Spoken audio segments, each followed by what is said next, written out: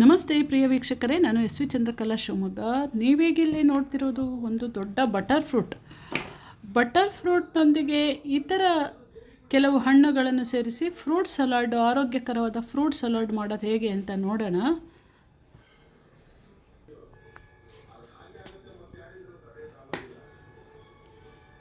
ನೋಡಿ, ತುಂಬ ಚೆನ್ನಾಗಿರುವ ಬಟರ್ ಫ್ರೂಟ್ ಇದು. ಹಾಗೆ ಬೀಜ ಸಮೇತ ಇದನ್ನು ಕಟ್ ಮಾಡ್ಕೊಬೇಕಿದು. ಅಲ್ಲ, ಬೀಜನ ನಾವು ನೆಟ್ಟರೂ ಕೂಡ ಗಿಡ ಒಳ್ಳೆಯ ಒಂದು ಗಿಡ ಆಗುತ್ತೆ ಇದು. ನೋಡಿ,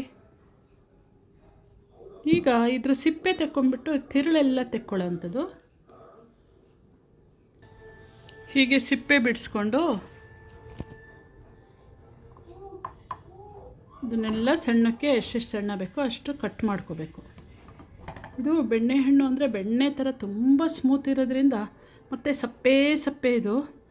ಆದರೆ ಸಪ್ಪೆ ಇದ್ರೂ ತಿಂತಿದ್ರು ಭಾರಿ ಚೆನ್ನಾಗಿರುತ್ತೆ. ಆದರೆ ಫ್ರೂಟ್ ಸಲಾಡ್ ಮಾಡಬೇಕಾದ್ರೆ ಇನ್ನಿತರ ಈ ಬಾಳೆಹಣ್ಣು, ಸಪೋಟ, ಮಾವು ಇವೆಲ್ಲ ಹಣ್ಣಿನ ಸುಗ್ಗಿ ಈಗ ಆ ಥರ ಒಂದು 3-4 ಹಣ್ಣು ಹಾಕ್ಕೊಂಡು ಅದ್ರ ಜೊತೆ ಇದು ಮಿಕ್ಸ್ ಮಾಡಿಬಿಟ್ಟು ಫ್ರೂಟ್ ಸಲಾಡ್ ಮಾಡ್ಕೊಳ್ಳೋದ್ರಿಂದ ತುಂಬ ರುಚಿಕರವಾಗಿರುತ್ತೆ. ಹಾಗೆ ಹೆಲ್ದಿ ಕೂಡ ಇದು.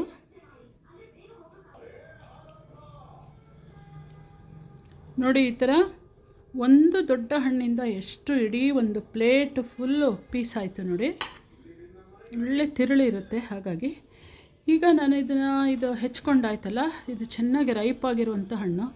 ಇಲ್ಲಿ ನಾನೇನು ಮಾಡಿದ್ದೀನಿ, ಒಂದಿಷ್ಟು ಹಣ್ಣುಗಳನ್ನು ಕಟ್ ಮಾಡಿ ಇಟ್ಕೊಂಡಿದ್ದೀನಿ. ಬಾಳೆಹಣ್ಣು, 1-2 ಬಾಳೆಹಣ್ಣು, ಆಮೇಲೆ ಸಪೋಟ ಎಲ್ಲ ಸಿಹಿ ಇರುತ್ತದೆ, ಆಮೇಲೆ ಮಾವಿನ ಹಣ್ಣು, ಬಾಳೆಹಣ್ಣು, ಸಪೋಟ, ಮಾವು, ಇದು 3 ಸಿಹಿ ಇದೆ. ಅದ್ರ ಜೊತೆ ಇದು ಸಪ್ಪೆ ಇರುವಂಥ ಈ ಒಂದು ಬಟರ್ ಫ್ರೂಟು, ಬೆಣ್ಣೆಹಣ್ಣನ್ನು ಮಿಕ್ಸ್ ಮಾಡ್ತೀನಿ.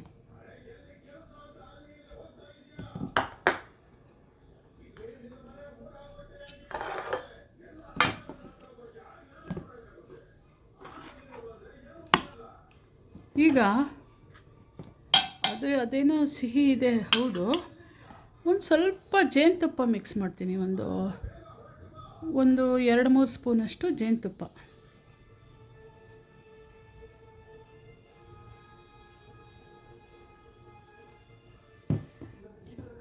ಈಗೇನೆಂದರೆ ಐಸ್ ಕ್ರೀಮ್ ಕೂಡ ಫ್ರಿಜ್ಜಲ್ಲಿರುತ್ತೆ. ಆದರೆ ಎಲ್ಲರಿಗೂ ಐಸ್ ಕ್ರೀಮು ಇದ್ರ ಜೊತೆ ಹಾಕ್ಕೊಂಡು ತಿನ್ನೋಕ್ಕೆ ಇಷ್ಟ ಆಗೋಲ್ಲ. ಮನೇಲೇ ಒಬ್ಬರು ಐಸ್ ಕ್ರೀಮ್ ಬೇಕು, ಒಬ್ಬರು ಬೇಡ ಅನ್ನೋರು ಇರ್ತಾರೆ. ನಾವು ಇದನ್ನೇ ಮಾಡಿಟ್ಬಿಟ್ರೆ ಯಾರ್ಯಾರಿಗೆ ಬೇಕು ಐಸ್ ಕ್ರೀಮ್ಸ್ ಒಂದು ಬಟ್ಲಿಗೆಲ್ಲ ಹಾಕ್ಕೊಂಡು ಐಸ್ ಕ್ರೀಮ್ ಹಾಕ್ಕೊಂಡು ತಿನ್ಬೋದು. ಬೇಡ ಅನ್ನೋರು ಹೀಗೆ ತಿನ್ಬೋದು. ಹೇಗೆ ತಿಂದರೂ ತುಂಬ ಚೆನ್ನಾಗಿರುತ್ತೆ ಇದು.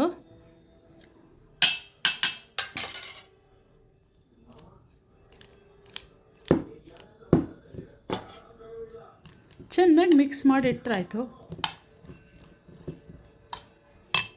ಸಾಯಂಕಾಲ ತನಕ ಏನಾಗಲ್ಲ ಇದು. ನೋಡಿದ್ರಲ್ಲ ಪ್ರಿಯ ವೀಕ್ಷಕರೇ, ಬೆಣ್ಣೆಹಣ್ಣು ಅಥವಾ ಅವಕಾಡೋ ಅಥವಾ ಬಟರ್ ಫ್ರೂಟು, ಈ ಒಂದು ದೊಡ್ಡ ಹಣ್ಣಿನೊಂದಿಗೆ ಇನ್ನೂ ಕೆಲವು ಹಣ್ಣುಗಳನ್ನು ಸೇರಿಸ್ಕೊಂಡು ಮಾಡಿರುವಂಥ ಫ್ರೂಟ್ ಸಲಾಡು ಎಷ್ಟು ಚೆನ್ನಾಗಿದೆ ಅಂತ. ಏನಿಲ್ಲ, ಇದಕ್ಕೆಲ್ಲ ಸಣ್ಣಕ್ಕೆ ರೈಪ್ ಆಗಿರುವಂಥ ಹಣ್ಣುಗಳನ್ನು ಕಟ್ ಮಾಡಿ ಹಾಕ್ಕೊಳ್ಳೋದು. ಸ್ವಲ್ಪ 2 ಸ್ಪೂನಷ್ಟು ಜೇನುತುಪ್ಪ ಹಾಕಿದ್ದೀನಿ. ಇದಕ್ಕೆ ನೀವು ಐಸ್ ಕ್ರೀಮ್ ಬೇಕಾದ್ರೆ ಸೇರಿಸ್ಕೊಂಡು ತಿನ್ಬೋದು. ಹಾಗೆ ಕೂಡ ಇದು ಫ್ರೂಟ್ ಸಲಾಡ್ ನಮಗೆ ಹಾಗೇ ಇಷ್ಟ ಆಗುತ್ತೆ. ನೋಡಿ,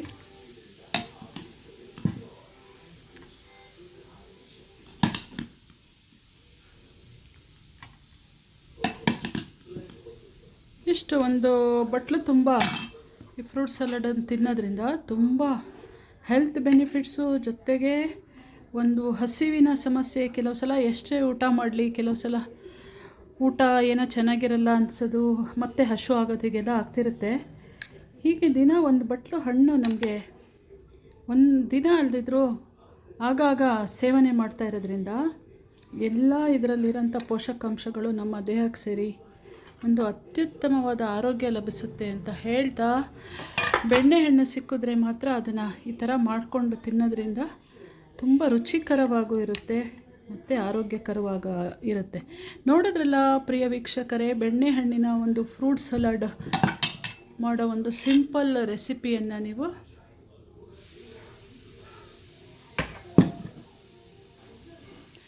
ನನ್ನ ಈ ಒಂದು ರೆಸಿಪಿ ನಿಮಗೆ ಇಷ್ಟ ಆಗಿತ್ತು ಅಂತ ಹೇಳಿದ್ರೆ ನಿಮ್ಮ ಅನಿಸಿಕೆ ಅಭಿಪ್ರಾಯವನ್ನು ತಿಳಿಸಿ ಅಂತ ಹೇಳ್ತಾ ಥ್ಯಾಂಕ್ ಯು ಸೋ ಮಚ್. ಧನ್ಯವಾದಗಳು.